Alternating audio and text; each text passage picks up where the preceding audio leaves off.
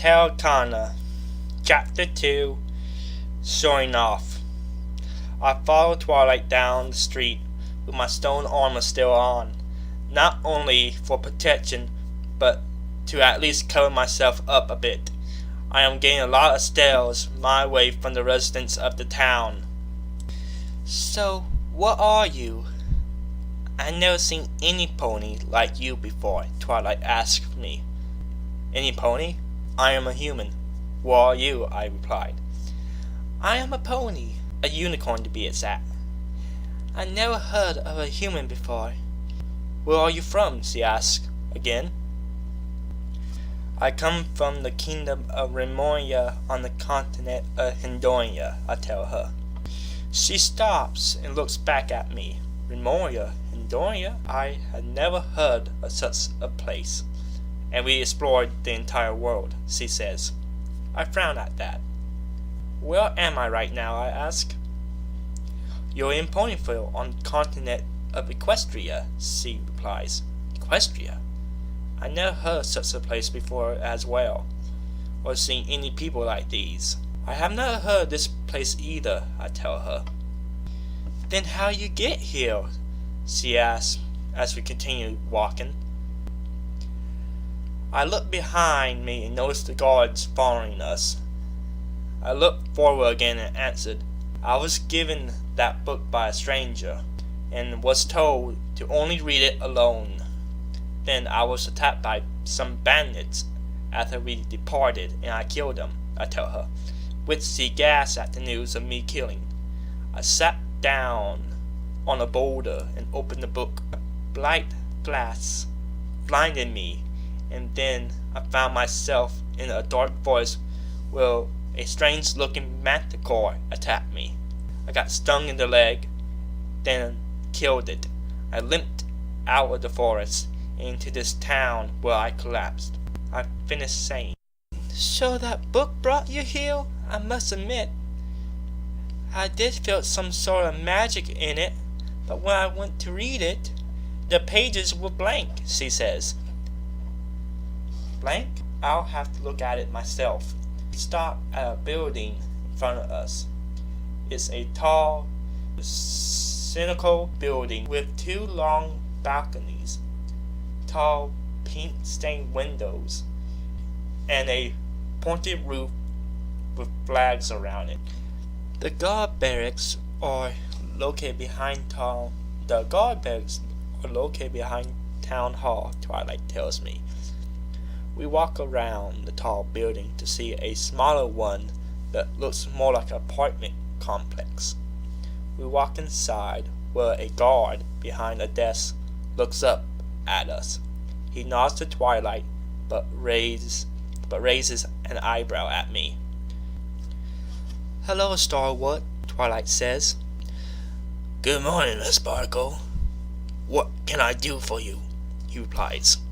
"I would like to get a few of Mr. Stormsword's possessions back for him," she says. "Deem not a threat, then?" he asks. Sort of. He just wants to get his clothes and money back for now," replies Twilight. He stares at me for a few seconds. "Alright. Wait here, please," he says and walks into a back room. A couple minutes later, he returns with my torn black leggings and belt, an olive green long sleeve shirt, my iron boots, and my money pouch. "Here you go," he says and hands them over to me. I cancel my armor spell, and the chunks of stone fall to the floor. "Better clean that up," Starwood says. I remove the bandages on my thigh and put my clothes back on and look inside my pouch. 2 of my gold coins are missing. "Where's the rest of my money?" I ask. "What's the matter?" Twilight asks. "I arrived here with 5 gold, 10 silver, 22 copper coins." "There's only 3 gold coins in here," I reply, and turn to Starwood. "Where's the rest?" I ask him. He says shrugs. "I don't know. I just store and retrieve whatever put into the lockers," he says. May I have a look at one of your gold coins? Twilight asked me. I pull out a coin and hand it to her. Her horn glows and the coin starts floating. It starts moving towards one of the beds in the back and lands the bed's pillow. Twilight walks over to it and lifts the pillow, revealing my missing 2 coins. Starwood frowns. Crimson Blade's bed. I'll have a talk with him when he gets back from his shift, Starwood says as Twilight levitates all 3 gold coins to me. Please do, Twilight says and looks to me. Now then, shall we head back to the library so I can ask some more questions? She asks and levitates the stone chunks off the floor. I look with awe at the display in front of me. Seems you have some questions for me as well, Twilight says with a giggle.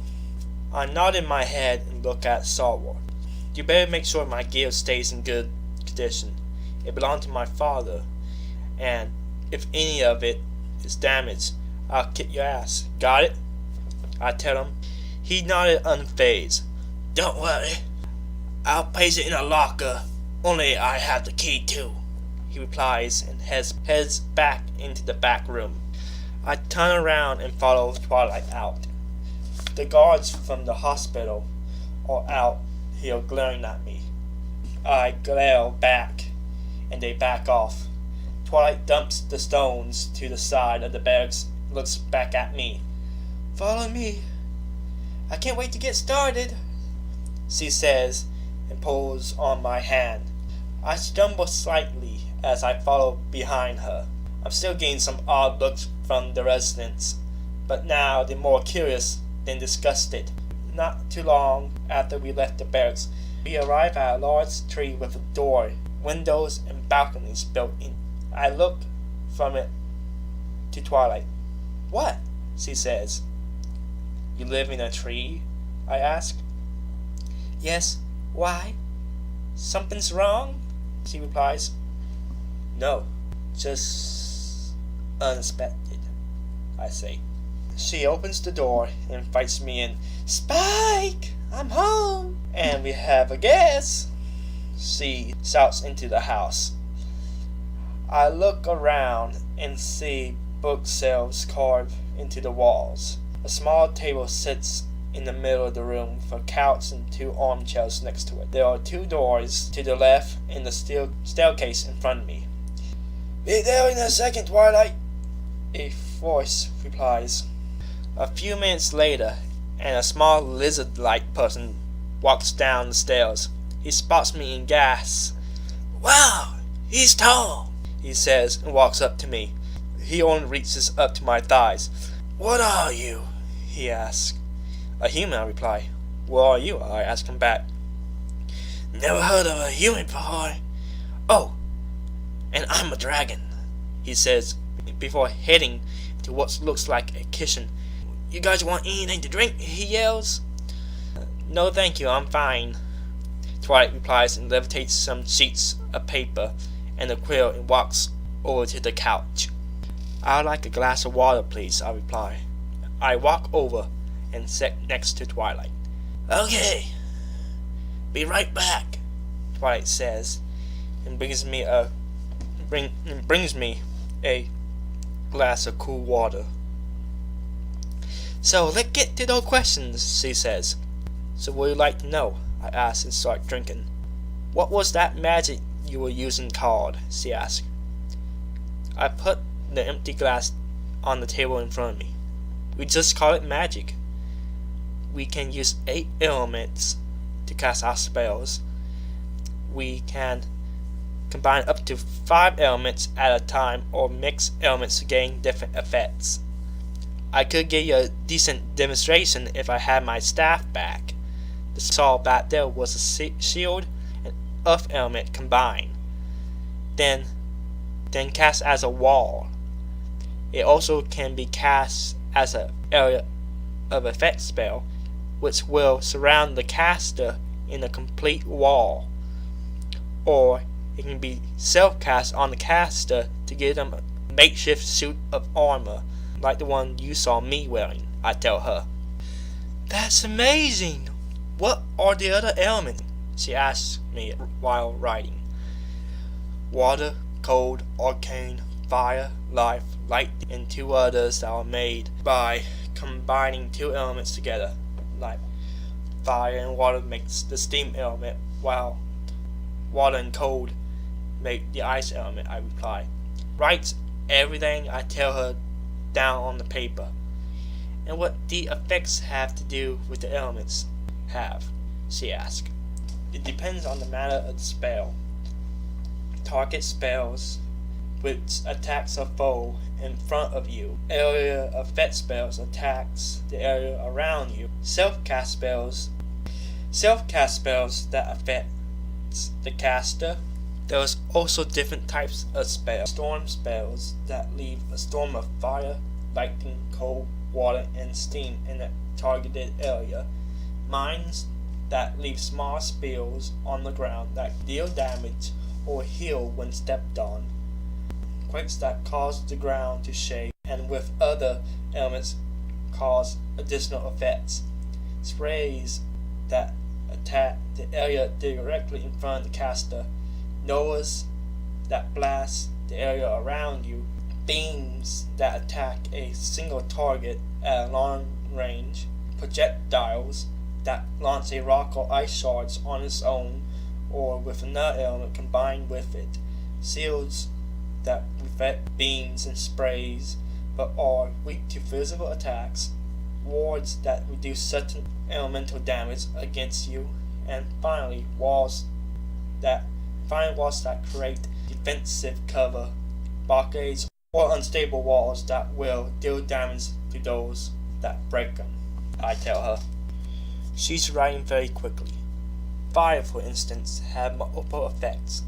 On its own, it can spray out like a dragon's fire breath, or blast a wave of fire all around the caster. Combine it with the arcane element, it will turn into a beam of fire. With the earth element, it will become a rock or boulder covered in fire that not only deals heavy physical damage but also explodes on impact, or cast it as an area effect to cause a quake that also sprouts fire through the cracks. The sealed element, it coats the caster in a fireproof ward, preventing them from being burned, or it can create a ring of fire around the caster or a wall in front of them.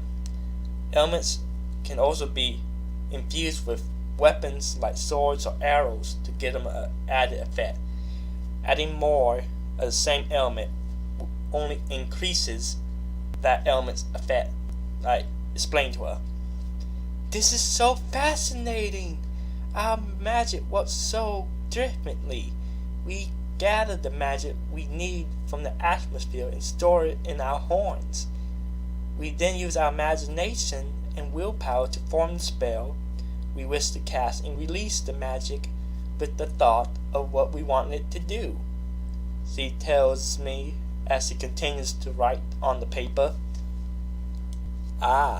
We gather the mana within us too to cast our spells. Our bodies contain two types of energies. Mana, the energy allowing us to create spells, and ki energy that allows us to perform feats of great strength or agility. If you gather it from around you, though, that means you can cast spell after spell continuously, I say and ask. No, we can't. Our horns are like a muscle. Constant use will strain it and make casting harder and more dangerous. The stronger the spell, the more strain is placed on our horns, she replies. Can you give me some demonstrations out back of the library? She asked. Sure. As I said, it would be a lot stronger if I had my staff, though, I reply.